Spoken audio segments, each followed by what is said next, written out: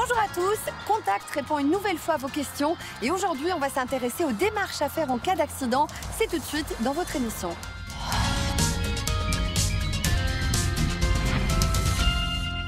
J'ai été blessé dans un accident de la route et d'un côté je suis marqué par l'événement, mais je suis aussi un peu perdu avec toutes les démarches qu'il y a à faire.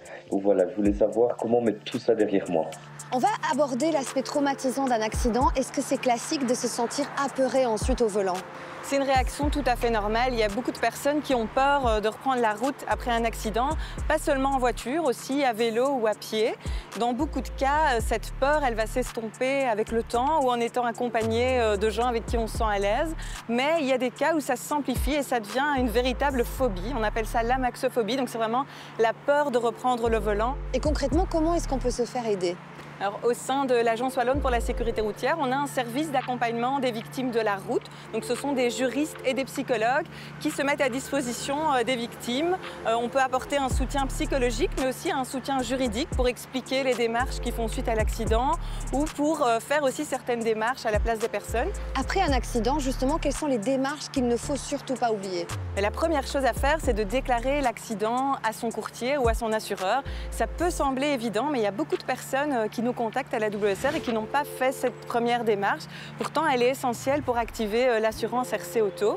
On doit la faire qu'on soit responsable ou pas de l'accident. Il y a une nouvelle donne, ce sont les voitures électriques. Quelle est précisément leur spécificité? La spécificité des véhicules électriques, c'est qu'ils ne peuvent pas être remorqués, donc ils ne peuvent pas être tirés, parce que le point neutre n'existe pas. On ne peut pas déconnecter les roues du moteur. Donc il faut faire appel à un dépanneur professionnel qui va soulever le véhicule, le mettre sur un plateau. En cas d'accident, souvent c'est un dépanneur professionnel qui va être appelé sur les lieux pour évacuer les véhicules. Mais en cas de panne, il est important de connaître cette information si on roule avec une voiture électrique. Avoir les bonnes réactions juste après un accident, ce n'est pas toujours évident. Avec Olivier, on va tenter de décortiquer quelle est la bonne procédure. Et c'est d'ailleurs la question qu'un de nos téléspectateurs nous a posée. Bonjour, j'ai eu un accident. La personne ne s'est pas arrêtée. Est-ce que la justice peut m'aider et comment? C'est sans doute long et difficile, mais quelles sont concrètement les démarches à faire en cas d'accident? Alors pour que la justice puisse vous aider, il faut d'abord porter plainte et il faut venir, si possible, avec des éléments qui vont permettre de retrouver la partie adverse. Donc si vous avez un accident, déjà peut-être commencer par immédiatement, pour autant évidemment qu'il n'y ait pas de blessés, par prendre quelques photos ou vidéos avec votre smartphone. Relever aussi le nom des éventuels témoins qui pourraient donner des éléments en votre faveur.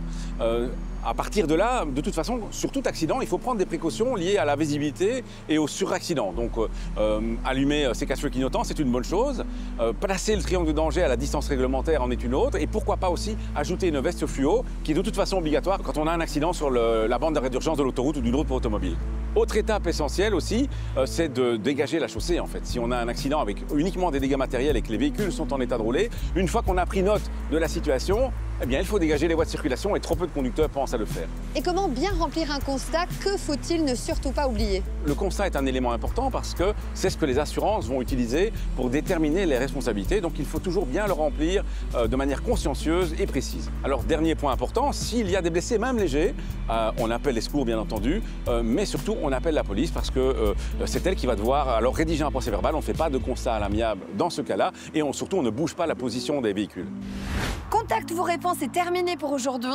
Si vous avez des questions concernant la sécurité routière, n'hésitez pas à scanner le QR code qui s'affiche ici en bas de votre écran. Moi, je vous dis à la semaine prochaine et d'ici là, bonne route!